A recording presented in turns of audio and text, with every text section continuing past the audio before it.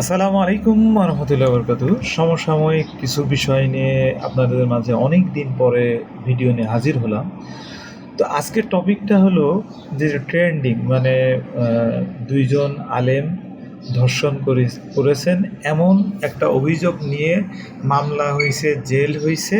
সাথে সাথে রফিকুল ইসলাম মাদানি উনি যে দ্বিতীয় বিয়ে করেছেন, মানে আমরা বাংলাদেশিরা দেখেন প্রতিদিনই কোথাও না কোথাও বাংলাদেশের ইভটিজিং, ধর্ষণ বা ধর্ষণের শিকার হন, এবং অনেক মানুষই আছে যারা আলেম উলামা না, সাধারণ মানুষ, তারা একটা বিয়ে করতেছে, ছাড়তেছে, ধরতেছে, ছাড়তেছে।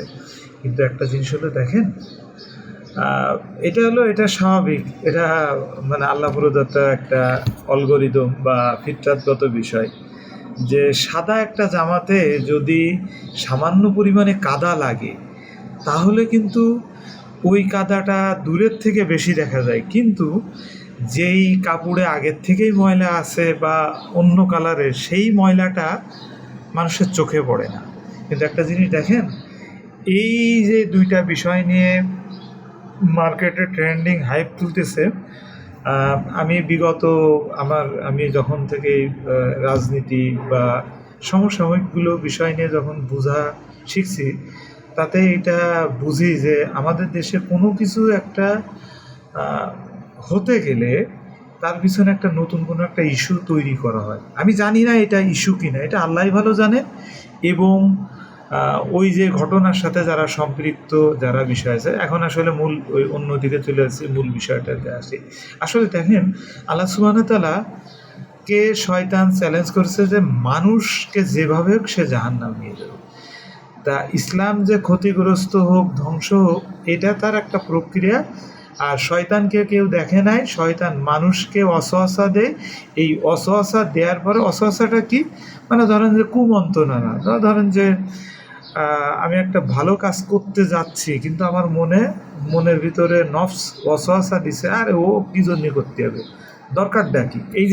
এই যে ভিডিওটা আমি করার আগেও আমার মনের ভিতরে কিছু প্রশ্ন জাগ্রত হচ্ছিল যে আমি কেন ভিডিও করবো, এটা নিয়ে তো অনেকেই ভিডিও করে, তারপরে আমি কেন সময় নষ্ট করব। কিন্তু আসলে এটা সময় নষ্ট না, এই কাজটা করতেই হবে, মানে হককে হক হিসেবে বলা, বাতিলকে বাতিল। এখন দেখেন যে এই যে ইস্যুটা তৈরি হয়েছে, এই তৈরি হওয়াতে কিছু সংখ্যক লোক এমনি ইসলাম বিদ্বেষী, তারপরে মাদ্রাসা সম্পর্কে আরও বিদ্বেষী হয়ে গেল।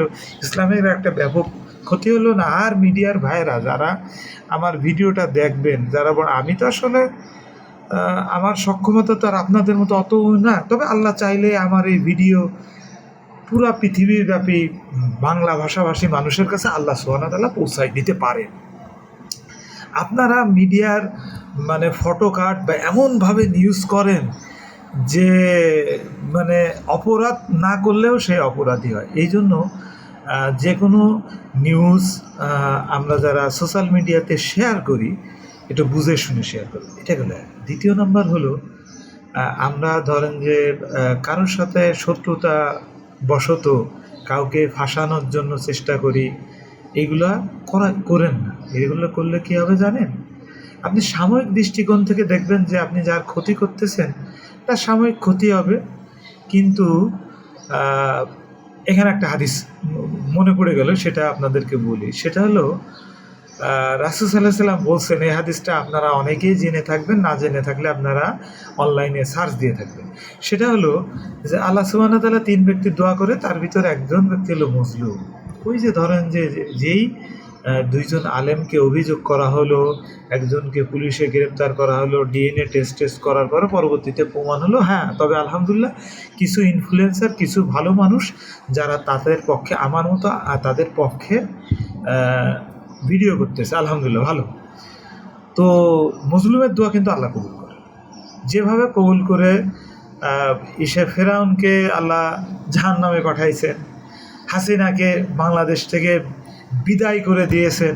আসলে জুলুম পৃথিবীতে সবসময় থাকে না। এই জন্য যে আপনার সাথে কারোর মানে আসলে হিংসা মানুষকে ধ্বংস করে দেয়।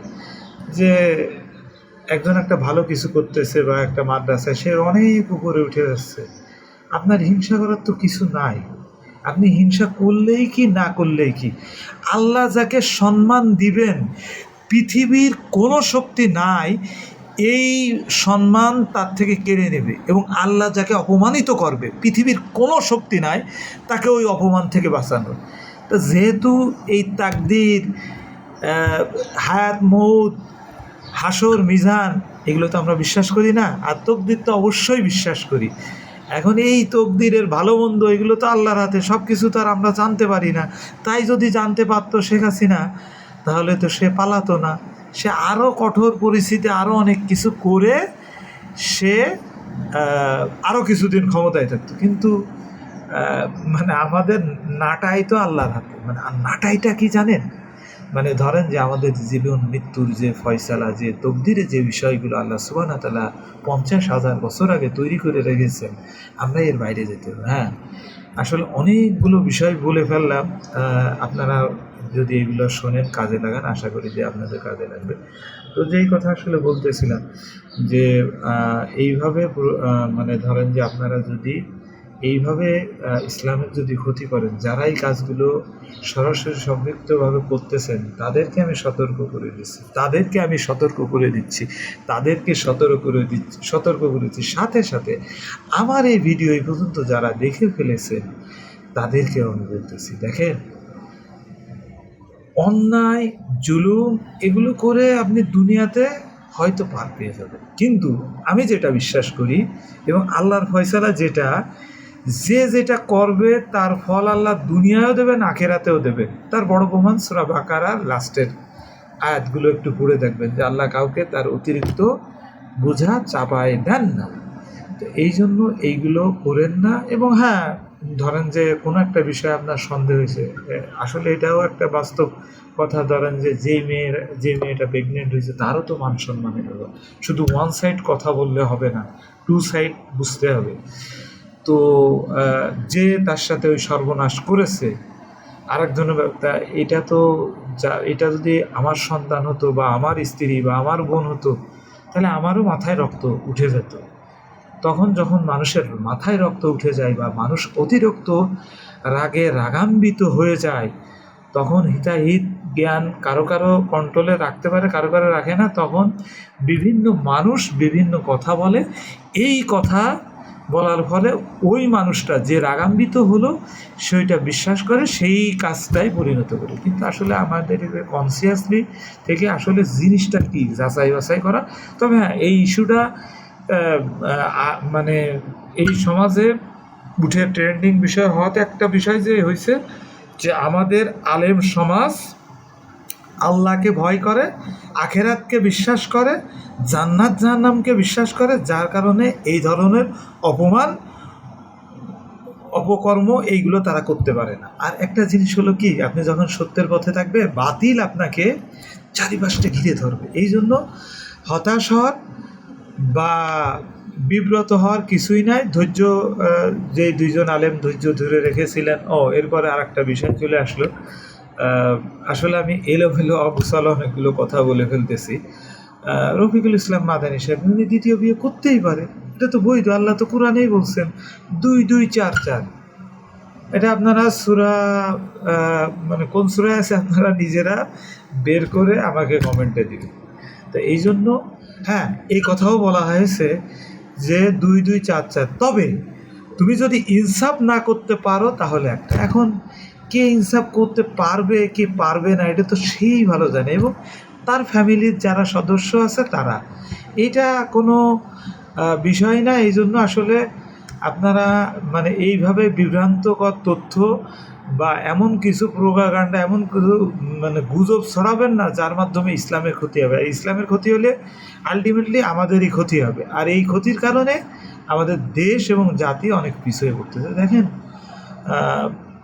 এই বিষয়টা নিয়ে চার দোকানে বিভিন্ন জায়গায় কথাবার্তা ওঠে, এক পক্ষে হারে এক পক্ষে যেতে। এই জন্য আমাদের চায়ের দোকানে বা বিভিন্ন জায়গায় মানে এমন কোনো কথা বলা উচিত যেটা দুনিয়া আখেরাতে কল্যাণ হয়। যাই লং টার্ম 10 মিনিটের ভিডিও করে ফেললাম, আপনারা ইনশাল্লাহ দেখবেন। এই আসসালামু আলাইকুম ওয়া রাহমাতুল্লাহি ওয়া বারাকাতুহু।